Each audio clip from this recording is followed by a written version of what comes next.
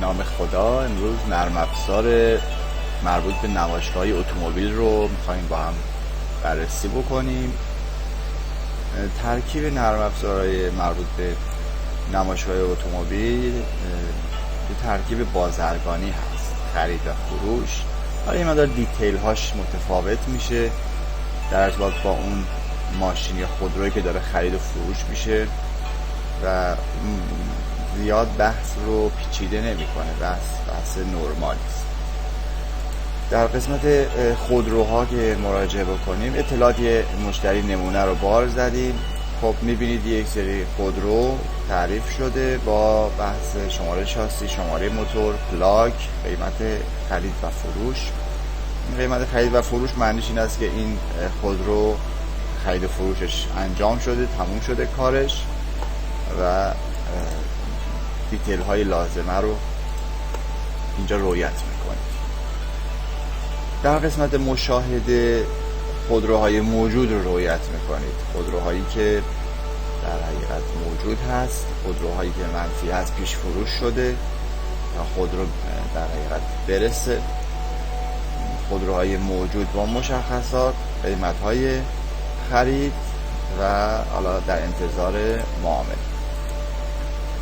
بحث چک‌های امانی و در حقیقت چک‌های اعتباری در این نرم افزار دیده شده و در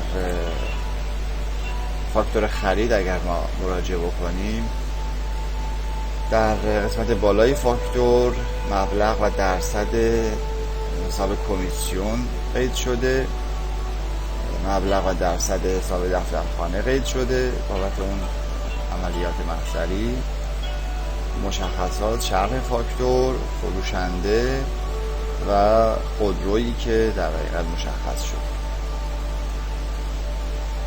در فاکتور فروش مشابه همون عملیات هست. یه نمونه فاکتور رو بیارم و زمانی که با خودرو در حقیقت سر و کار دارید، قسمتی از نام خودرو رو تایپ میکنید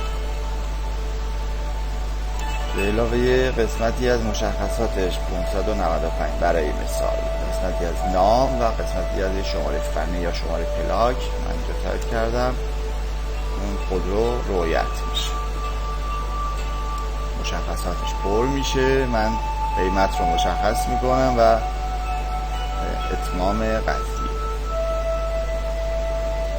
در زمان فروش بحث قسط هم میتونه مطرح باشه. فرض مثال این معامله در تاریخ 2/4/95 در یک قسط صحبت شده که تصفیه بشه و این به صورت دفترچه قسط هم این اطلاعات ثبت میشه که در اون مقطع پیگیری بشه و در قسمت گزارشات لیست اقساط قابل رؤیت هست.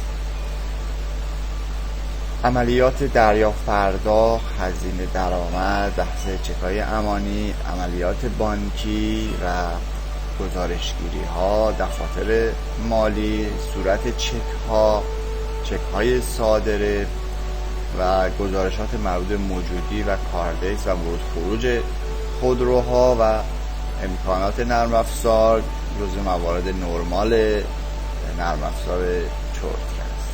با تشکر از وقت و حوصله‌تون.